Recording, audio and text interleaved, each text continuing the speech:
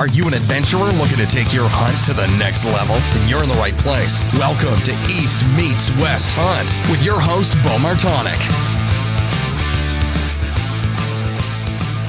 Hey everyone, welcome back to another episode of the East Meets West Hunt podcast presented by Spartan Forge. On today's episode, I am joined by Tony Trietch to talk all about decoying big whitetails in open country. Tony is well known for spotting big whitetails, closing the distance, and shooting them at uncomfortably close yardages. We discuss hunting open country whitetails, finding the land to hunt, strategy for this type of hunting, how to close the distance, using a decoy, a few rut stories from the past, and much more. So this podcast is brought to you by the Spartan Forge app, which utilizes years of military background and machine learning to pull from millions of data points to accurately predict deer movement, including GPS data, 30 years of weather, academic and state research. The new app includes GPS mapping with incredible aerial imagery, offline dependability, deer prediction, weather updates, journal entries, and much more. You can use the code eastmeetswest to save 20% off the Spartan Forge app at spartanforge.ai. Just remember, you do have to go to the website to use that coupon code. You have to go there first and sign up, use the code, you'll save your 20%, and then you go to the App Store and download it, use the login information that you created online, and you'll get it. If you just go straight to the App Store, you won't be able to get that discount code. So please go over to the website, get that, save you some money off of the new app. And they're also giving away a ton of stuff over on social media in celebration of the new launch. The first one is one that includes myself here, and it has to do with you can win 3 e-scouting sessions, private e-scouting sessions with myself, Parker McDonald, Garrett Prawl, and Andy May. So all you have to do is head over to the Spartan Forge social media page, click on the post that has to deal with this, and you basically go down and has all the instructions on what you need to do to be able to win. And then also another way to enter is to donate to the Spartan Forge boot campaign GoFundMe. So you can head over to there, and any dollar that's donated to the boot campaign, you get an extra entry in it. So that's their way to give back to the veterans here, and in addition to the veterans hunt that's coming up this weekend. But not even including that, they're also going to be giving away a hunt with Steve Shirk next year, a urban hunt with Taylor Chamberlain, a lot of stuff going on. So head over to the Spartan Forge Instagram page and Facebook, check that out, and hopefully you get a chance to win there. So Tethered is a company founded on the principles of educating the hunting community on saddle hunting while creating the most innovative, lightweight, safe products for saddle hunting. They have mobile hunting gear options for all types of hunters, and they really continue to push the envelope. And they are still doing their 12 days of Rutmas. If you're listening to this right when this comes out, again, over on Instagram, giving away a whole bunch of gear. Go check that out. And you can check out all of their gear and learn more about saddle hunting at tetherednation.com. Maven is building the highest quality optics at half the price of their competitors through their direct-to-consumer business model. They want to create the best optics for the job, period. Their products are backed with a lifetime no-fault warranty and an incredible customer experience. I'm using the B3 8x30 binos in all my whitetail hunts, and also the RF1 rangefinder. So if you want to check out Maven Optics, just head over to mavenbuilt.com. Use the coupon code eastmeetswest-gift for a free gift with any full price optics order. And last but not least, GoWild is a free social community built by hunters for hunters. Join me on GoWild today and get $10 to spend on gear just for setting up your account. You'll keep unlocking GoWild rewards, and you can now see my complete gear setups underneath my account, which is just under my name, Beau Martonik. Join it at timetogowild.com or just find it in the App Store. You can use the code eastmeetswest to save 10% off of all hunting gear on the website, including all of Tethered saddle gear. So check that out. All right, so this week is my favorite week of rut hunting, and I'm working, which not complaining about, but I'm working this week, and I just love the second week in November. For me, I feel like this is like when I've had the most opportunities at big bucks has been this week. Traditionally from the 7th through like the 14th has been just the prime days. Anything centered around that 11th date of Veterans Day has just been awesome for me in the past. And so with that being said, I guess it would be tonight I will be heading to Johnny Stewart's camp to kick off the Spartan Forge Veterans Hunt.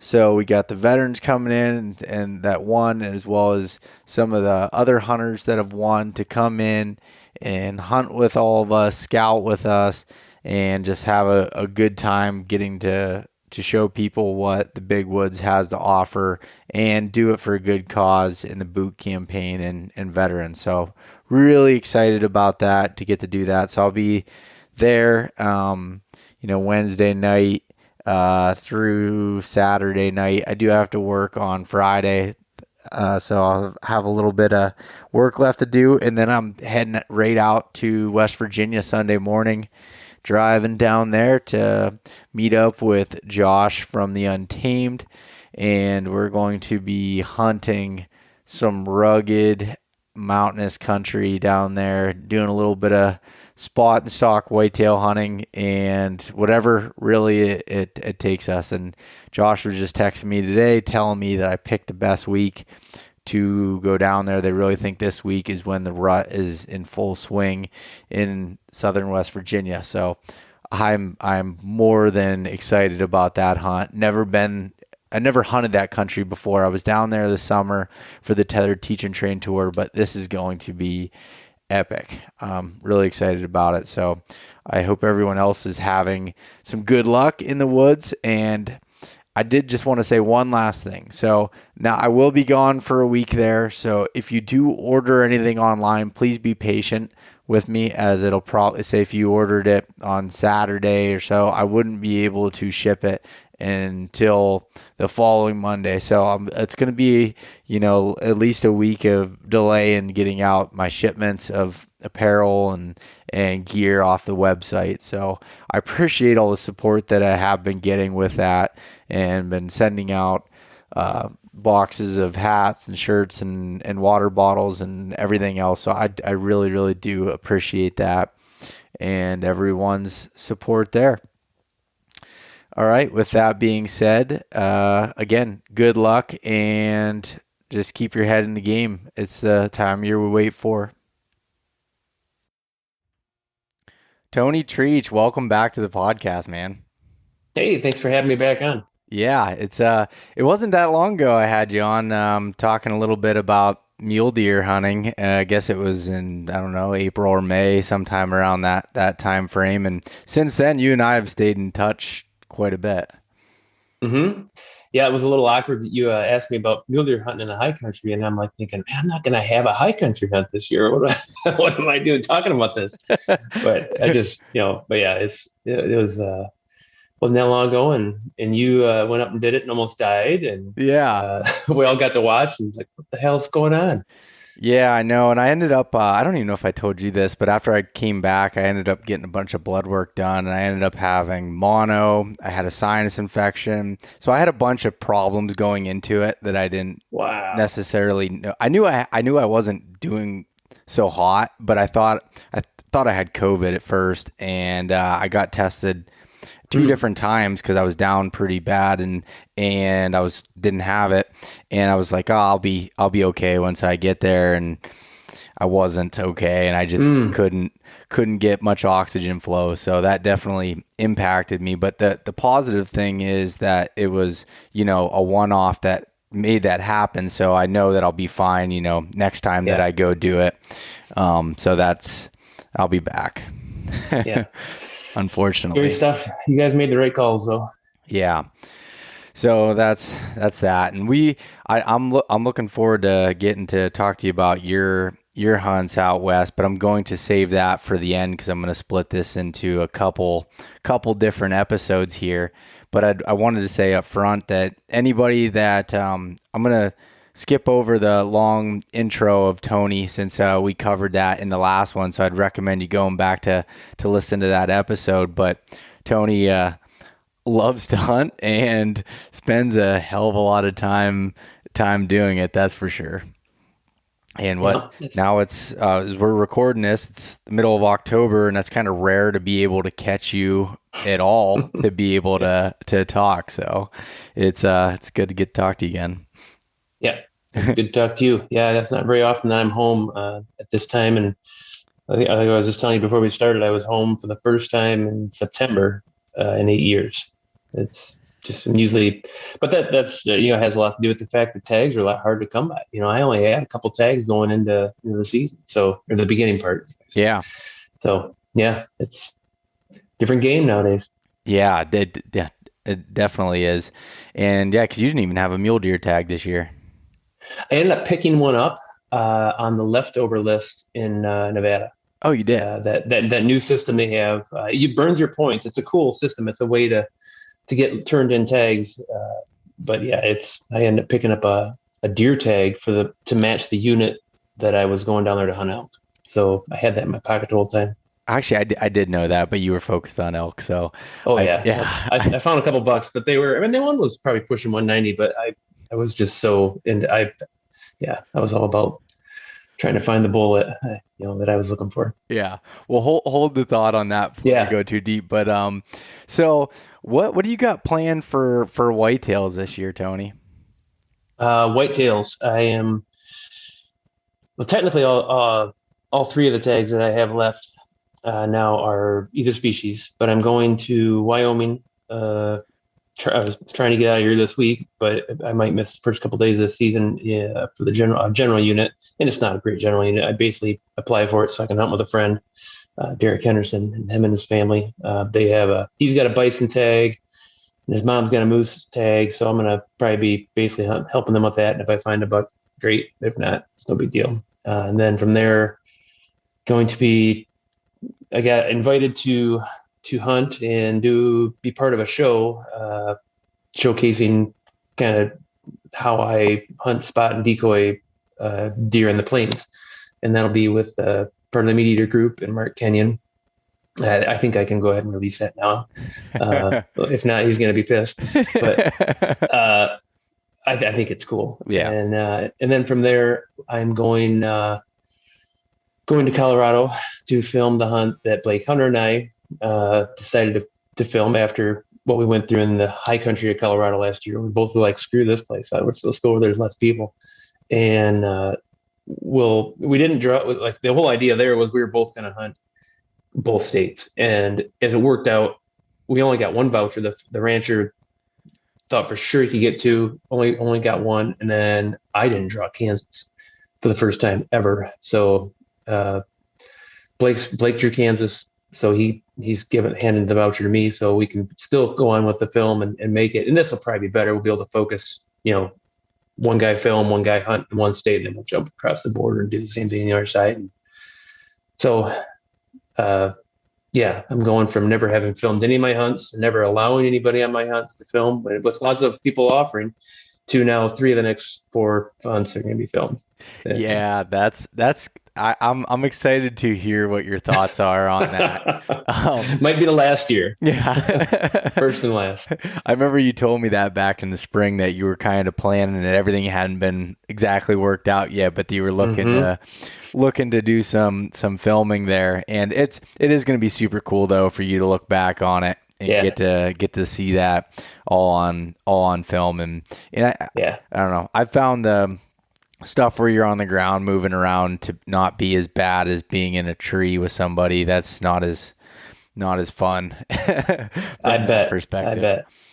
And I think running deer too is going to be, if there was ever a beginner's, if you were a beginning hunting videographer or whatever, and we actually have professional videographers, like we're Blake and I are the newbies, but if there was a hunt that was made for that first person to, first time to do it, I think hunting deer in the rut's gonna be perfect on the ground because you can get away with so much with those decoys. So yeah.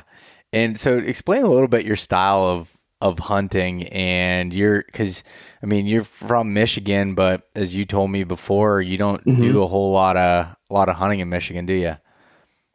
I don't. I actually didn't even put any cameras out this year. I was so busy with work and my other hunts, and usually my only, I'll throw some cameras up here, and if I see something, that I want to hunt, then maybe I'll hunt it. But other than that, I spend so much time out of state that I kind of have to pick and choose where I want to focus my time away from the wife. So when I'm home, I'm home, and I really don't do much hunting here. It's everything's focused west of the plains and west. And it basically wherever I can hunt deer without a tree stand, that's what it comes down to, really. I just, I hated being in a tree stand or a blind as a kid, or even a young adult. And then once I discovered that, go out west, there are no trees, just, you don't have a choice. And we learned how to make it work.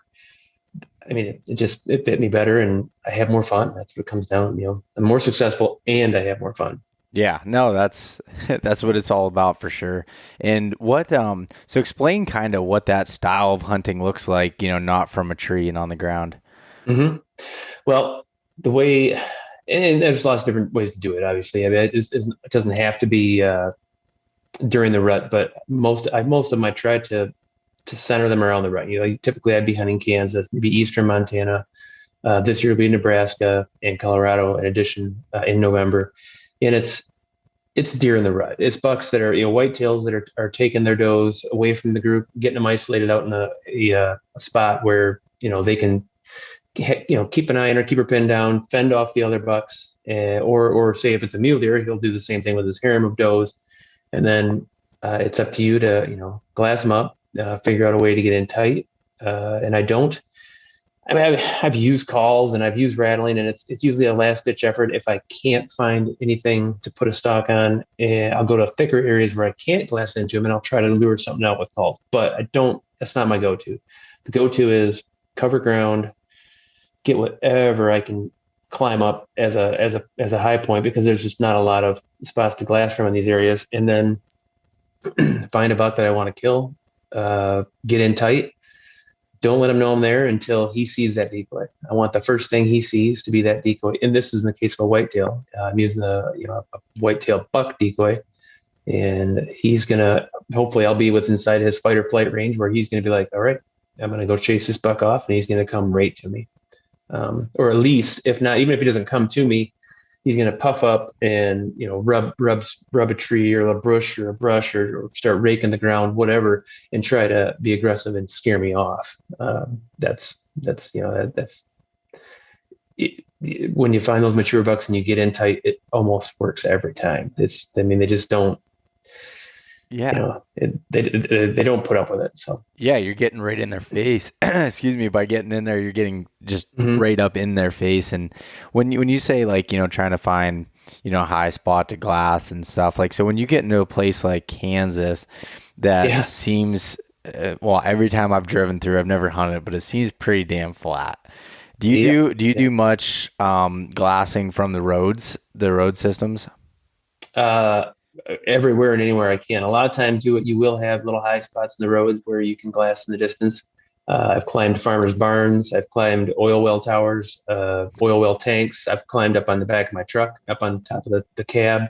Just that extra 6-8 feet, 10 feet off an oil tank or whatever makes a huge difference. I mean, because you're looking in these little grassy draws, and there's not a whole lot of tall brush per se, like trees, and you'll have occasional little creek bottoms, river bottoms that have some trees, but for the most part we're hunting them in grass and tall weeds and in spots where, I mean, it's very, very easy to look over, to look past them. But if you can just gain a little bit of elevation, a lot of times that's all you need. Yeah, that's interesting. And so how do you find, what are you looking for areas to hunt when you're going to these types of places that are open? Because to me, that's something I would feel completely lost in, not knowing. Well, that's a great question. I think a lot of the times it's you're going to find spots that don't have anything, and it's just flat, cut wheat, whatever, picked hay fields that just have no texture or structure to them. But the more you look on it, and you can look on Google Earth, and it doesn't look anything like you're looking at, when you're standing on the side of a road looking at these big sections that these guys farm. But then all of a sudden there might be a dry creek bed, or there's that hasn't had water in years, but it's got like a 10-foot little gully, and then inside there are pockets of tumbleweeds or brush. Those little spots, you just kind of gotta put the boots to the ground to find them. You can look on Google Earth a lot too to try to help, but sometimes it's really surprising where these deer kind of make home. But obviously they got to have food. They got to be kind of left alone. Like, you don't want a spot that people are just going through all day, every day. But for the most part, it's just little shady pockets that they can just tuck in, and sometimes it'll blow you away at how little they really need to hide.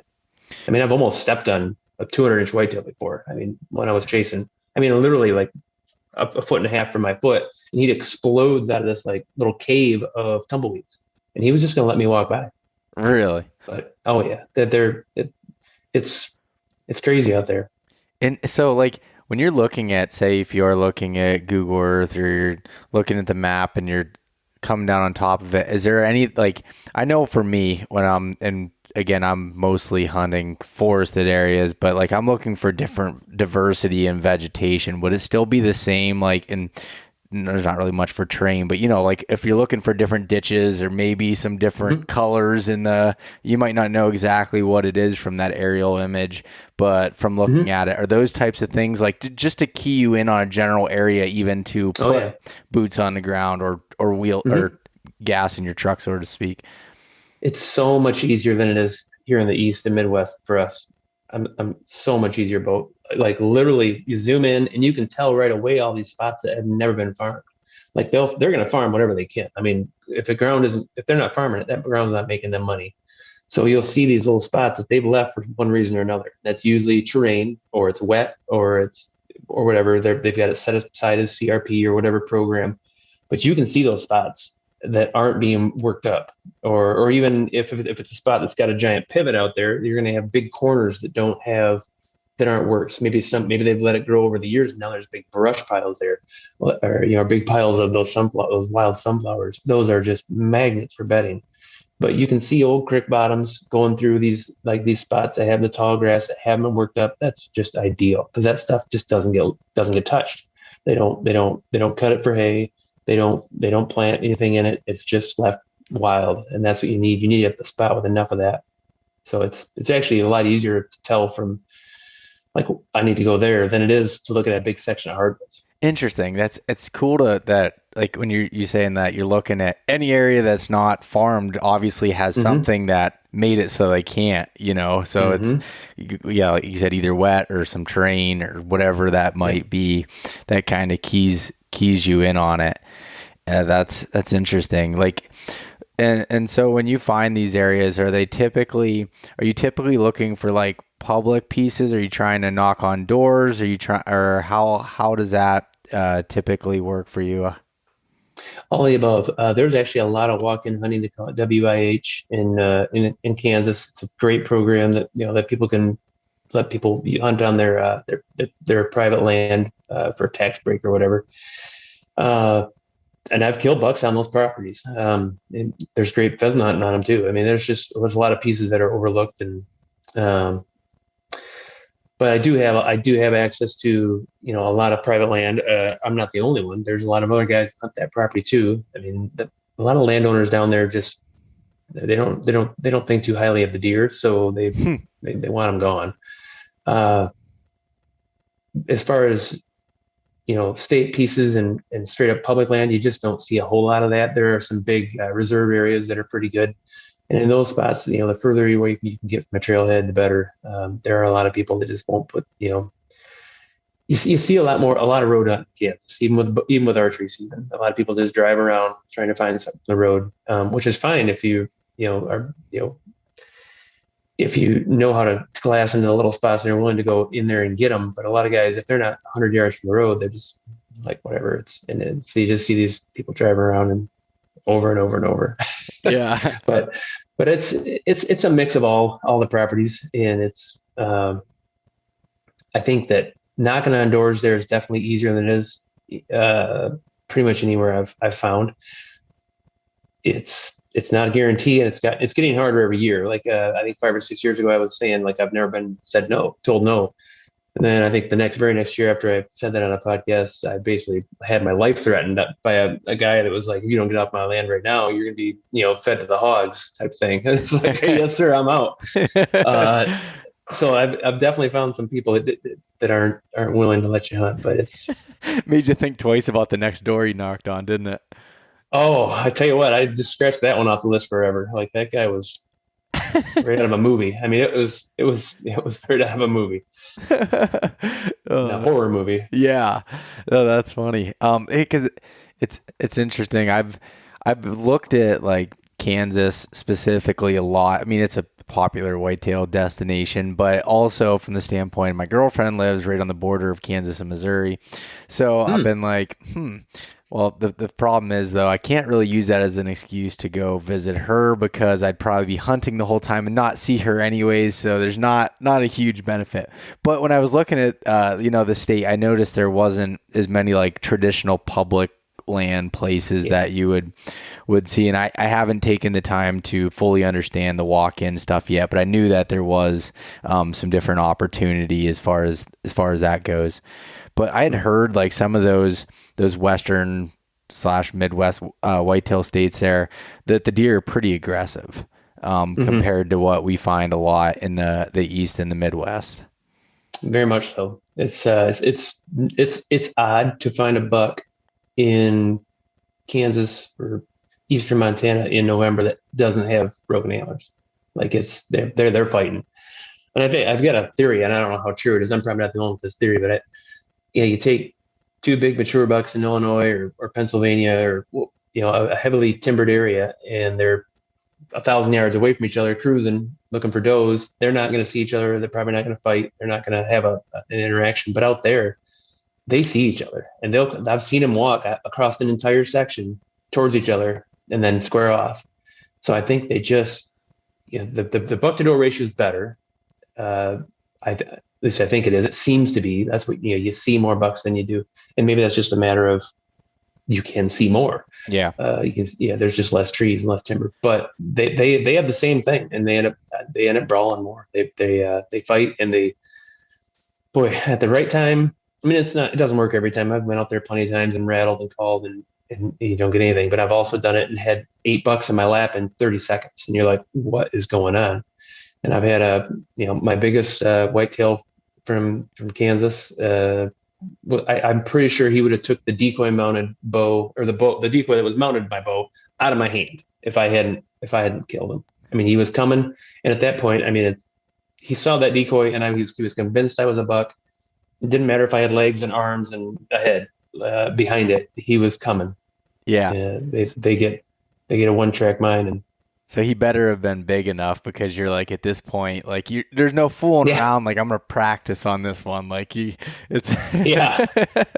I have tried that with subordinate, like smaller bucks, like to see, like, say one's just charging in to kick my ass, and I don't want to shoot him, and you throw that decoy down flat on the ground, and they just stop in their tracks and look at it, and they look up at you, and they look at it, and they look up at you, like, because they're totally convinced, like, that you are a deer. Yeah. And all of a sudden, that deer's laying on the ground, and there's a human standing there, and they still give you opportunity. Like, they just stand there looking at you like they're dumbfounded.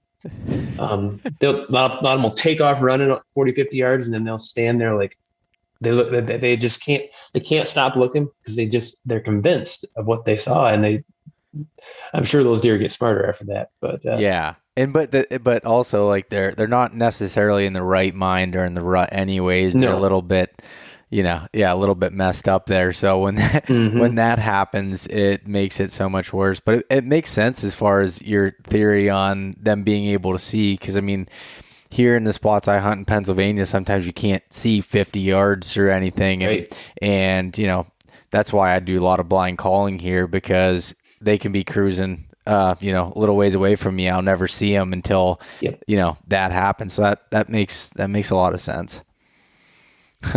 And so how do you go about it? Like, if you spot a buck that you want to go after, whether he's tending a doe or he's just out on his own or whatever, like how how do you close that distance? Say you see him at, I don't know, 400 or 500 yards. I don't know how far you see him, but like, how do you close that distance? They're going to bed in a spot where they feel safe and protected, and that's usually going to be a spot out of sight, or at least you might see them go into it, but then they disappear. And once that happens, I just get as close as I can. Put the wind at a quartering angle. I really don't like it perfect for me. I don't want it blowing from them to me, just because they're typically, when they're laying down, he might be laying there facing her, but she's going to be facing downwind to the side she can't smell. So I don't want to be coming in right directly into her side. I want to come in from the side on a 90 if I can, if the terrain allows, but basically get as close as I can. It might mean belly crawling through weeds. And then, you might get to a point where I've had bucks, big bucks that, excuse me, I had bedded, but it's this giant 4 foot, 5 foot tall section of, of weeds. Sorry. And once you get in there, everything kind of blends together. And the only way I was able to stay on those bucks was these little smaller bucks coming in, pestering them, and he'd stand up or chase them off, and then he'd go back to the doe. So I'd get so close, and I'd just have to wait, and basically just stand there, or sit kneeling on my knees, waiting, and all of a sudden you see this little forky come in, and who knows, he's probably laying over 50 yards away and just tests it every 10 minutes, whatever. Comes in, the big buck gets up, runs him off, and then you can kind of like make it, a place mark in your mind again. Okay, that's my heading again, and then just keep doing that until you can actually get a visual on them in those weeds. Okay. And other times there's not weeds. It might be a cliffy area where they're bedding in the shade of a eroded bank along an old creek bed or something. In those cases, it's a lot easier to actually know where they're at, because they use those spots over and over and over every year. Different deer do. And then it's just a matter of getting the wind right where you can come up, over the top. So kind of, I'm assuming you're doing most of your glassing in the mornings and in the evenings, as far as seeing when they're moving a little bit, or how does that play? All day. Okay. Yeah, no, I definitely start, I'm not getting out of, I'm going to be on a glassing point, whether it be the top of a roof, my truck, on a hill, where the road, is the highest point in the area. If it's a tree, whatever it is, I'm going to be on that as it gets daylight, at the best spot where I think there is to find the buck that I'm targeting. But then, if I don't find him, I'm just moving to the next one. And like I said, I might hit like a late morning. I might hit a thick spot that I've got a few spots that the bucks like to hold that you just can't see into, and I'll try to call out of those. But if I don't pull anything out of there, it's just all day. You're just covering ground, and it's making the same loops, because those deer are going to come back out and move. Yeah. Just because you didn't see them in the morning doesn't mean they're not there. And they might move. And a lot of times, midday, you're going to find them in maybe a weird spot. Maybe they moved a couple miles, or maybe they just moved a couple hundred yards and they're on someone else's property that now I got another door to go knock on. I gotta grab the Onyx and try to figure out who owns it. And then I gotta, clean myself up and get my yes sirs and no ma'ams and all that in order, and go try to get permission on another piece. Yeah. It happens a lot. Yeah. And I guess it is, I'm forgetting it is during the rut, so they are going to be moving all day. Mm-hmm. So you haven't really just as good of an opportunity of seeing them, at noon as you do first thing in the morning too. Yeah. It's definitely totally different world than we're living in right now. If a guy's out there whitetail mid-October, early October. Yeah, no, that's so cool that you're able to do that and drive around. And have you done it before? Say you weren't seeing any, where you saw that, a patch that typically holds deer that bed in it, stuff where you kind of still hunt your way through and do it that way? Or are you always trying to have visuals on before you go into a piece? I've done that before, but I knew they were in there, and I just couldn't see them, and I couldn't call them out. And basically I just crept in to try to get eyes on them. I would say works 50% of the time at best. There's been lots of times when I just, they're laying right just out of sight. And as soon as you take 10 steps in there, she's got you pinned, and you're like, what was I thinking? Yeah. But I've killed great bucks doing that same thing too, where all of a sudden you catch her, just standing up out of her bed, or you catch her getting, getting her up or whatever. And then their attention is on each other. She's pissed off because she just wants to lay down. he's horny as hell, and then they're not even looking for you at that point, and you can get away with a lot more. But it's a crapshoot though. Yeah. You're moving in when you don't know exactly, or I should say exactly. You don't always know exactly where they're at, but if you have a large enough piece that they could be anywhere, and you're walking in the middle of it, it's risky.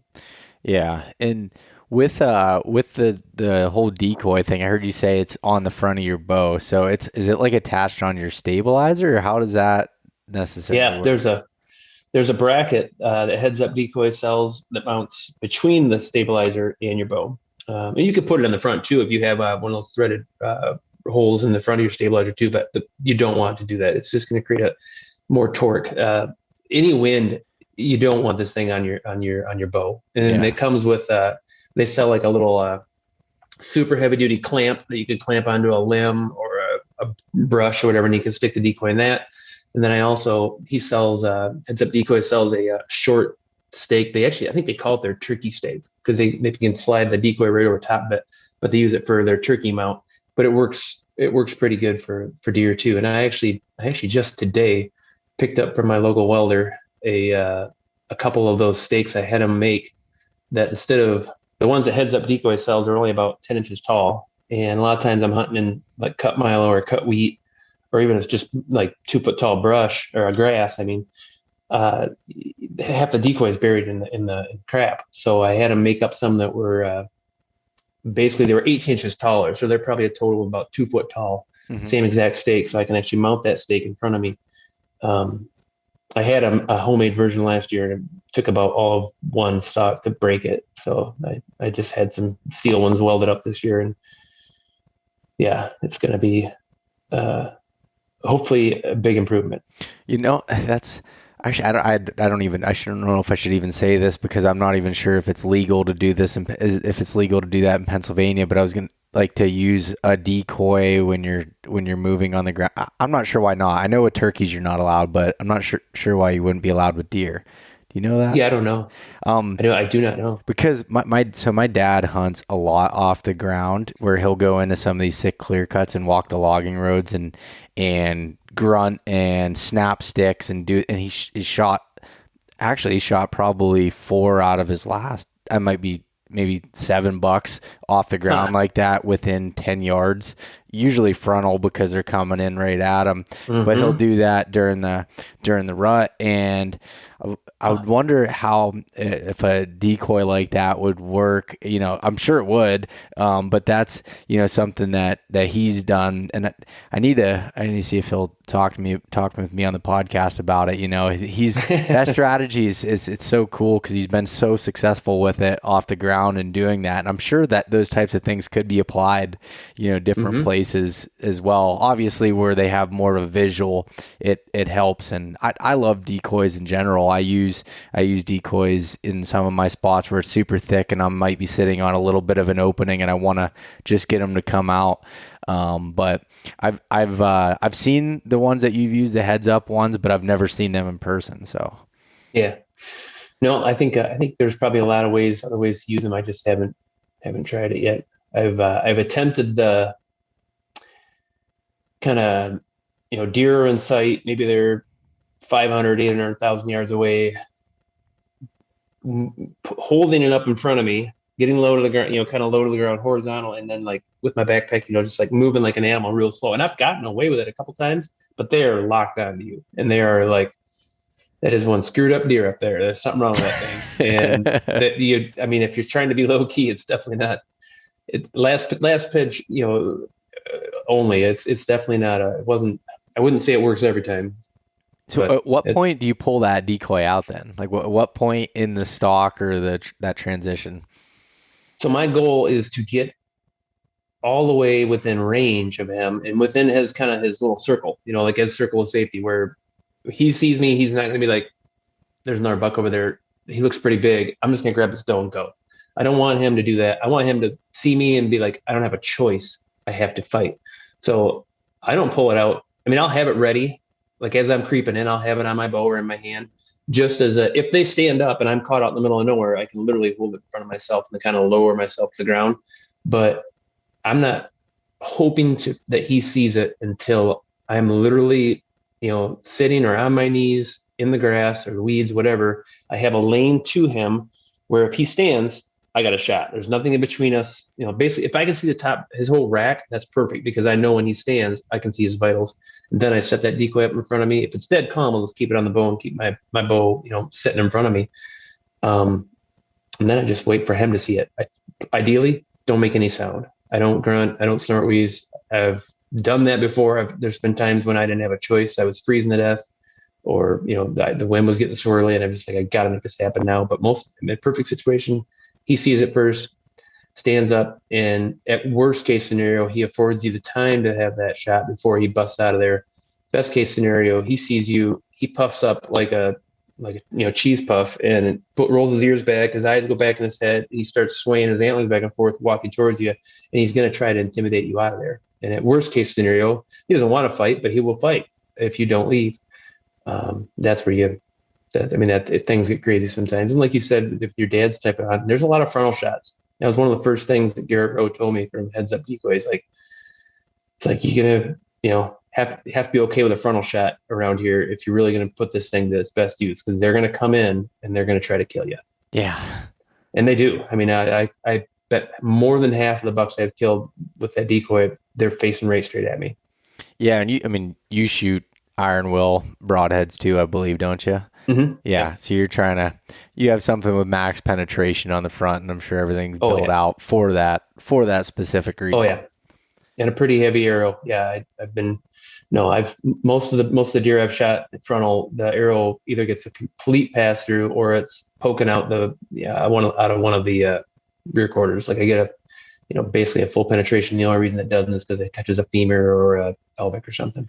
Yeah, it is amazing. I mean, that shot is so lethal if it's done correctly and at those close distances. I've seen it, like I said, I've seen it with my dads before, where they'll be either, like I said, either full passer or sticking out the hind leg, almost the full arrow, and it's just it's incredible how it can be. Obviously, again, you gotta know the anatomy of the deer and where you're aiming there, because you do have a smaller window, but at close distances that can be a super lethal shot. And it's interesting, like the way how you're trying to get in that zone of where they have no choice but to fight, or just to fight, is kind of the same thing that I know some elk hunters that do it, and I know Joel Turner had talked to me about that quite a bit. He's like, it's like when you're at the bar and you get up in their face, it's a little bit different than if you're yelling from across the room, sort of deal, and that's exactly. It's the same principle. I remember hearing Joel say that same exact thing to myself, and I thought, son of a bitch, that'd work with deer. Yeah. and it's exactly what we were doing it already and didn't really realize it. So. Yeah. Huh. And just without vocals. Yeah. So what was it last year you killed a big Kansas buck, didn't you? Yeah, no, I've killed one every year I've went out there. Every year. This year's gonna be pretty sad. I'll be at least going down there and seeing the ranchers and spend some time with their, whereas we're trying to put Blake on a big buck, but it's this will be a little melancholy going down there, knowing I don't have a tag myself. A little sad. Yeah. But yeah, last year's buck was cool. He was super old. I can't say I hunted him for 3 years because I passed him up for the previous 2 years that I'd seen him. He was just a giant 8-point, or Western standards, a 3x3 with eye guards. And he really doesn't look, he's got a little more character this year. He's right next to me. Actually, I'm looking at him, but he didn't, and he's probably got more massive, but his overall shape, it didn't change a whole lot. And he was real identifiable. And I actually got within 15 yards of him last year twice before the third time when I decided, I need to kill him. We need to, I thought both of his G3s were broke, and they end up being that they just kind of turn and palmate a certain way, and it kind of look almost like little duck feet. And he's just got just cool character that, in hindsight now, to look at him, it's like, he's amazing. He's doesn't score with, I shouldn't say he's like 160 inch 8-point, but I was gonna say, I've seen that picture and I'm like, you're making him sound like he was a call buck here. Well, that's the smallest buck I've shot whitetail in Kansas and since I started hunting the archery, I think. Really? Score wise, yeah. But yeah, it's just super, super cool character, giant bladed G2s. I'm just looking at him right now. Yeah, he's cool. Oh, that's awesome. And how did that play out? How you got in close with him there on 3 different times? Well, the first time I saw him, and immediately I just saw the frame, the big heavy frame from a long distance, and I'm like, "Oh, this is a big buck." And as soon as I put the glass on, the big guy on him, I'm like, "Oh, I remember this guy." But I was still taking video. I mean, he still looked great. And at that point, I'm thinking, I still might try to kill this buck. And I thought, well, I'm just going to get close and see how he looks, closer. And it worked out way better than I thought, because I got close to the little cattaily area that I saw him disappear into. And there was 2 other mature bucks and a couple of yearlings. And I mean, there was probably like 6 bucks in there total. And one doe that I'd seen, and she had to have been hot. I mean, they were just going nuts over her. And I was 100 yards away, and I could hear them, and they're grunting and snort wheezing each other. And I got as close as I could while still having a shot if they came out of it. I mean, I'm basically standing at the, 5 yards from like a wall of cattails and grass that's over my head. And it just sounds like war going on there. And they're just walking around each other in circles, just grunting and snort wheezing. So I started snort wheezing at them, and it was so cool. And he came out of there at one point and kind of looked out and I had the decoy in front of me. He just saw it and was kind of like, all right, great, another buck. And at that point, I was just another buck. Like, great, he's got his hands full. Like, he's got a doe bedded down, and there's 5 or 6 other real bucks literally walking circles around him and his doe. So he's just like, screw up, man. We got enough people in here. But I decided I was going to put kind of pressure to him, and I just wanted to see what would happen. At that, when he walked out, I thought, that's that guy. That guy a couple years ago, he's broke. I'm just going to walk in there and see what happens. I'm going to walk right at him, just snort wheezing the whole time. And I almost stepped on one of the yearling bucks who was just laying there. I mean, he was probably 2 or 3 feet from me when he just blew out of there and took everybody with him. Like, the whole group just kind of like scattered. They were all ran out a couple 100 yards and looked back like, what the hell happened? And I just hunkered down. I didn't want him to see me. So, and then I backed out, and it probably wasn't until it was a few days later that I saw him again. And I saw him walking across a cut cornfield, pushing a doe, and there was another little buck chasing him, and they bed right on the edge of it in a wash. And I same thing. I thought, I'm just going to get up there close and see what he looks like. And I couldn't.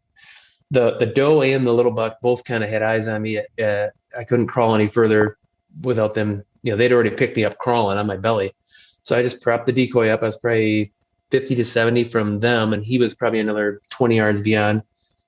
And the doe eventually just kind of I got enough fun with him, and Junior over here, I'm out. And she just stood up and walked across cut cornfield, and eventually the big buck stood up. And that's when I was able to, he's only 70 yards away or 80 yards away, trotting across the cut corn. I'm like, oh, he's a little better than I thought he was. I need to kill him. And that little buck, the little buck stood there looking at me like, who the hell are you? And then that little buck, I actually decoyed him into like 4 or 5 feet. He just made the whole circle until he got right directly downwind of me, and he just kind of stuck his head up in the air like, wait a second, you're not a deer. And he still didn't leave. It was one of those deer I had to drop the decoy, and he just, he stands there dumbfounded like, I just don't understand. But at that point, they were getting close to the other side of the cut cornfield, and I wanted to make sure I watched where they went in. And so I hustled up and ran, it wasn't maybe 50 yards where I could just get like a couple feet of extra height to see in there. And I saw roughly where they bedded. Just tall grass on the edge of a field where, again, the farmer he can't farm. The terrain doesn't allow it. The wind was in my favor. It was probably 70 degrees. I had 1 layer of clothing on. And I hustled around, the side of the field that they were on. I didn't want to go very straight across in case they came back out, because a lot of times they'll do goofy stuff like that. Doe was just like, nope, I don't like the spot. And they'll turn me around and double track. And so I stayed in the cover, went around the long way. Got to probably, I would say I was probably 150 yards from where I expected they were at.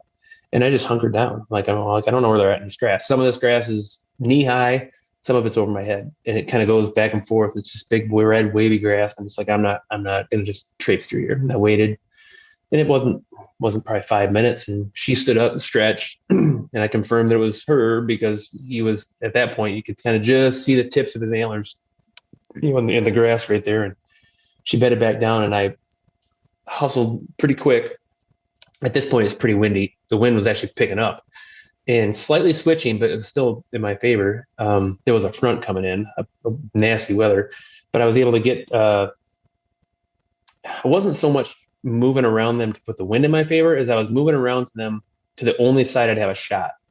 So everything to, let's say, the east and the north of them is like 4 foot, at least 3 foot tall grass and above. But there's a couple spots just immediately to the southwest of them. And I want to say there was a west wind, but there was like to the southwest, west of them, there was some spots that looked like the grass was maybe 2 foot tall, and maybe even 16, 18 inches. Well, that means I can get a shot across there to them. Because when he stands, it doesn't do me any good if he doesn't see decoy one or decoy, or in two, that I can't shoot him when he does stand. So I snuck around to that side where I knew I'd have a shot. I knew he'd see me. The wind was quartering, but you don't get a lot of gusts out there in the plains. It's usually the winds are strong, but they're very consistent. So I got to that hard quartering wind, and it was just perfect. I snuck up there on my hands and knees, and I didn't even have to belly crawl because grass was, it was perfect. They were in a spot that was probably 3 foot tall. I could just see his antler tips. And I've got video. I've posted video of just that spot. It's 15 yards from him. I could see his frame in there. I couldn't see her at all. But I could see the top of his rack. He's just facing her. He's not facing downwind. He is focused on her. I'm super tight, super close. There's like, I would say a foot to 18-inch tall grass, almost all the way to him, except for right at him where it starts to get just a little bit taller. So I know I can shoot. There's a 4 foot wall of grass, a tall wall grass right behind me as a perfect backstop. So I just kind of nestled in there, broke the grass down around in front of me, stuck that decoy on the ground stake in front of me. And I'm like, he is dead. Like he has no idea. But as soon as he stands up, he's going to see a decoy. I'm 15 yards. The decoy is 13 yards from him. I just got it right in front of me, so I can just shoot over it. He's done. And I waited and I waited and I waited. And this is one of those times when I was making noise. I was grunting. I was snort wheezing, because that wind that was switching it went from 70 degrees to like 25, 30 in like maybe 2 hours. And I was dying. Like I had no gloves, no little merino cap. I had no second layer. I had on like core lightweight hoodie, and some ascent pants. I was absolutely like bare bones, just freezing. And I'm to the point where I'm like, I'm not sure if I can draw my bow back. And I tried a couple times, like I can right now, but I'm not for much longer. I just have and it wasn't like I was chasing a 190-inch deer in my mind. I was like, because usually I am chasing a bigger buck than him. So I'm like, screw it. If this doesn't work, I've been on this. This is the third time I've been in tight. I can do it again. But I got to push this, because I otherwise he's going to stand up an hour from now. I'm going to try to put my bow back, but it's not going to happen. So I put the decoy on the bow, even though it was pretty windy, and left the rest of my gear there. I stood up and I just walked towards him.